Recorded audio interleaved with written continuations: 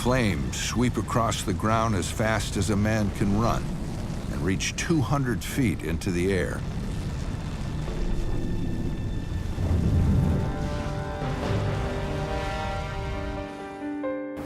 Well, actually, it's pretty interesting. 95% of all fires are caused by the activities of people. So in turn, it means that essentially almost every fire can be prevented. Because of the drought, everything is so dry and there's so much fuel on the ground.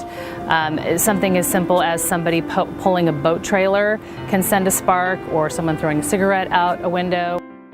You know, it varies on why or what the particular cause is, from all of those, from campfires to arson to vehicles dragging their chains to just carelessness, fireworks. Power lines coming down is actually a human-caused issue as well.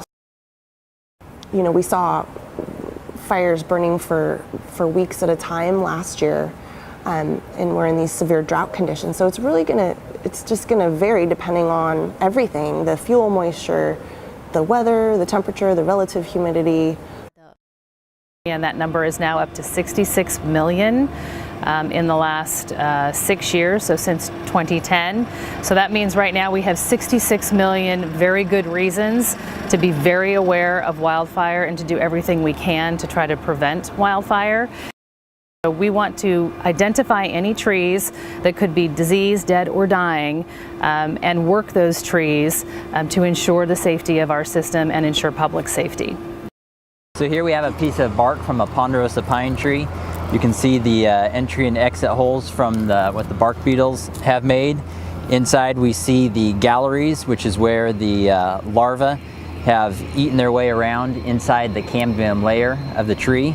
As they eat through it, what it does is it basically girdles the tree and prohibits the tree from being able to carry up moisture to support life in the tree, and the tree eventually succumbs from the attack of the beetles.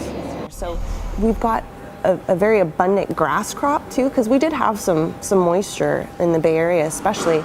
So if you look around at the hills, there's some pretty significant thick grass around the area. So that could increase the number of fires that we're having, or the number of acreage. But also we've got we've got the tree mortality issue out there. Some may not grow back at all, just depending on the variety.